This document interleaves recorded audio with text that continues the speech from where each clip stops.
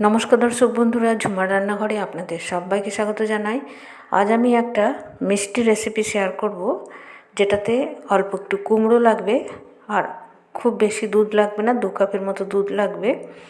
আর খেতে একদম মনে হবে ফিরনি খাচ্ছি, আর মনে হবে না এতে কুমড়ো আছে। চলুন রেসিপিটা দেখে নিই। এখান থেকে আমি অল্প একটু কুমড়ো কেটে নেব। ছোট এক বাটি এরকম হবে কুমড়োটা কাটার পর। তো কুমড়োর বুকো, বীজ এগুলো বাদ দিয়ে দেবো। খোসাটা ভালো করে মোটা করে কেটে নেব, আর লম্বা লম্বা করে একটু ঝিরঝির মতো করে কেটে নিচ্ছি। খুব বেশি একদম কুচি করব না, একটু মোটাও বেশি রাখবো না। তো এরকম হবে সাইজটা। তো কুমড়োটা কেটে ভালো করে ধুয়ে নিয়েছি। কড়াইয়ে 2 চামচ মতো ঘি গরম করে কুমড়োটা মিডিয়াম টু লো ফ্লেমে ভেজে নেব। তো কুমড়োটা যেন গলে না যায় খেয়াল রাখতে হবে, একটু গোটা গোটা থাকবে। তো আমি খুন্তি আর ব্যবহার করব না, চামচ দিয়ে হালকা করে নাড়াচাড়া করব। তো এই নাড়াচাড়াটা 5 মিনিট মতো নাড়ব, তাহলেই হয়ে যাবে। আমি প্রথমবার এটা বানালাম, আর প্রথমবারই খেতে এত ভালো হয়েছে, আমি না বানালে বোঝা যাবে না। তো আমিও ভাবছিলাম কুমড়ো দিয়ে বানাবো, কিন্তু এত সুন্দর খেতে, মনে হবে ঠান্ডা করার পর যখন খাচ্ছি মনে হবে একদম ফিরনি, যেমন আমরা বানাই চাল গুঁড়ো দিয়ে, সেরকম লাগবে। এবার কুমড়োটা ভাজার পর চিনি মিশিয়ে দেবো, আর চিনিটা গলে গিয়ে কুমড়োর সাথে মিশে যাবে, ততক্ষণ নাড়ব। কুমড়োর গায়ে গায়ে চিনিটা লেগে যাবে।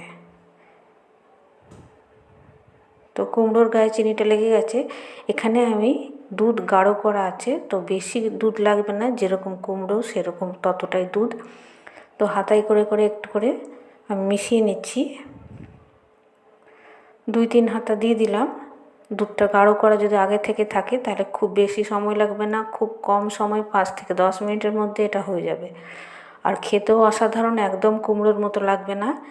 বা গাজরের, কাউকে যদি বলে না দেওয়া হয় এটা বোঝা যাবে না এটা কুমড়ো দিয়ে বানানো হয়েছে।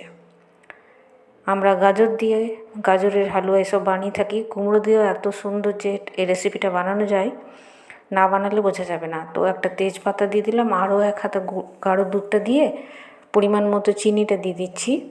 তো এখানে আমি বড় চামচের 4 চামচ চিনি দিলাম, এর থেকে বেশি চিনি দিলে বেশি মিষ্টি হয়ে যাবে। তো ভালো করে চিনিটা এবার গলে যাওয়া পর্যন্ত নাড়বো। আর একটু এরকম ঘনত্বটা এরকম থাকবে, একদম শুকিয়ে যাবে না। 2টো এলাচ গুঁড়ো করে দিয়ে দিলাম, কারণ ঠান্ডা হওয়ার পর আরও জমে যাবে। আর এটা অবশ্যই ঠান্ডা করে খেতে হবে, তাহলেই একদম ফিরনির মতো লাগবে।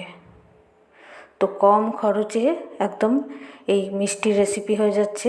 অবশ্যই বাড়িতে বানাবেন। ভালো লাগলে আমার চ্যানেল সাবস্ক্রাইব করবেন, পাশে থাকা বেল বাটনটা ক্লিক করবেন, তাহলে যখনই রান্নার ভিডিও আপলোড করব তাড়াতাড়ি নোটিফিকেশান আপনাদের কাছে পৌঁছে যাবে। আর রান্নাটাকে প্লিজ লাইক শেয়ার অবশ্য করবেন। ধন্যবাদ।